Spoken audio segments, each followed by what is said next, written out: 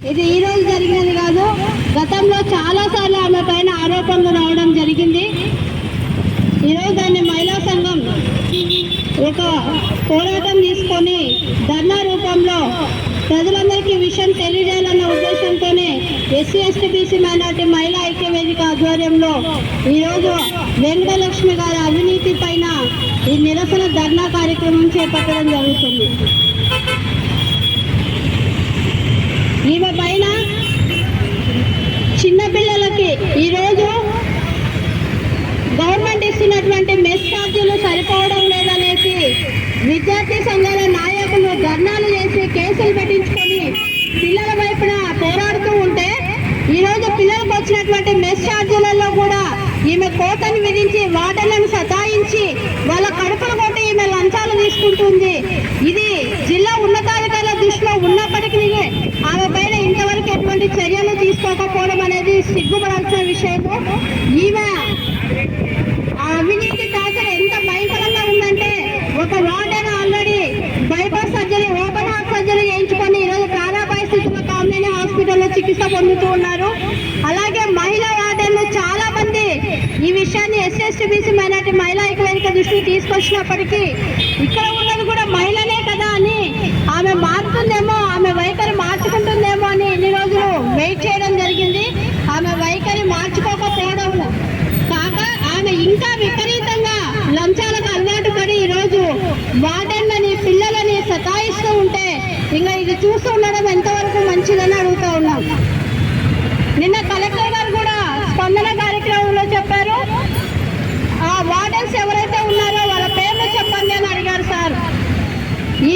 ఈ వేదిక సందర్భంగా మేము తెలియజేస్తా ఉన్నాం కలెక్టర్ గారికి, వార్డెన్ల పేర్లు చెప్తే ఆమె వాళ్ళని భయభ్రాంతులకు గురి చేస్తుంది సార్. అందుకని వార్డెన్లు ముందుకు రావడం లేదు.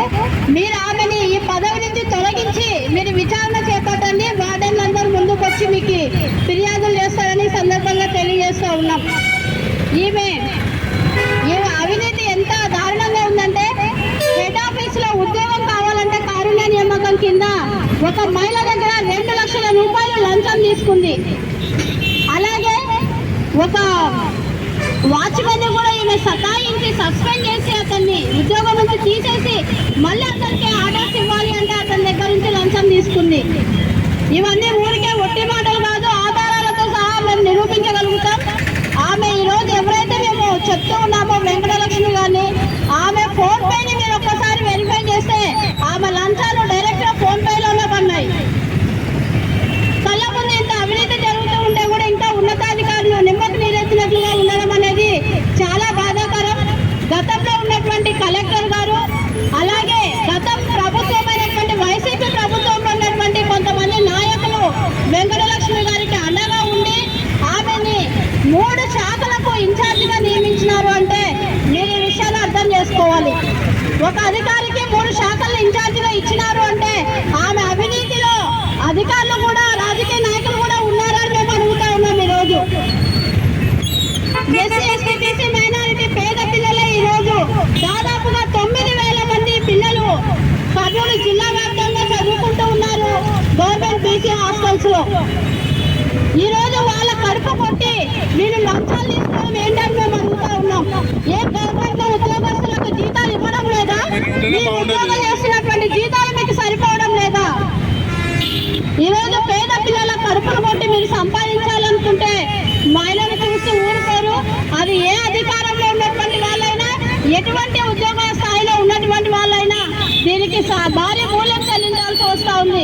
కాబట్టి ఇప్పటికైనా జిల్లా ఉన్నతాధికారులు దీనిపైన దృష్టి పెట్టి ఆమెను ముందు తక్షణంలో విధుల నుంచి తొలగించి మీరు విచారణ చేపట్టాలని చెప్పేసి ఎస్సీ ఎస్టీ బీసీ మైనార్టీ మహిళా ఐక్య వేదిక తరఫున జిల్లా కలెక్టర్ గారికి మేము రిక్వెస్ట్ చేస్తా ఉన్నాము.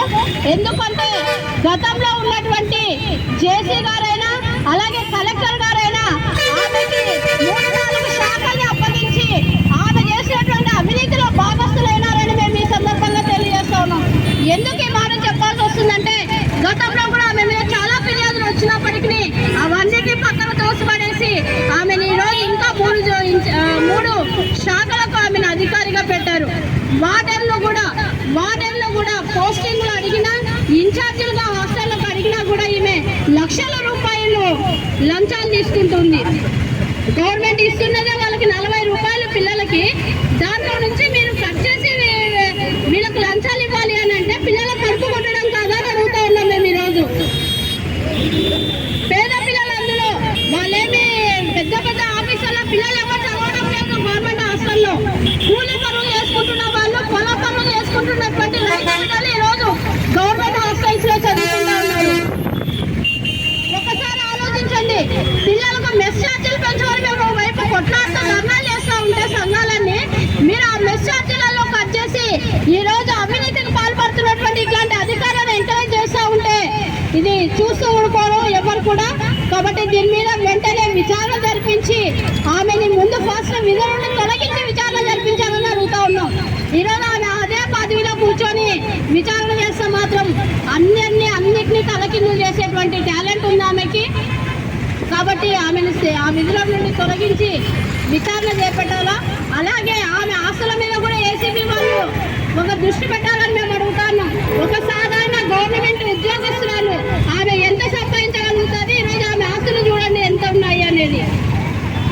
కాబట్టి ఇప్పటికైనా జిల్లా ఉన్నతాధికారులు ఈ దిశగా ఆలోచించి బీసీ సంక్షేమాధికారి వెంకటలక్ష్మిని ఆ విధుల నుండి తొలగించి ఆమె పైన సమగ్ర విచారణ జరిపించాలని, అలాగే ఎస్సీ ఎస్టీ బీసీ మైనారిటీ పిల్లల కడుపు కొడుతున్నటువంటి ఆమె మీద శాఖపరమైన చర్యలు కూడా తీసుకోవాలని ఈ సందర్భంగా మేము తెలియజేస్తా ఉన్నాం.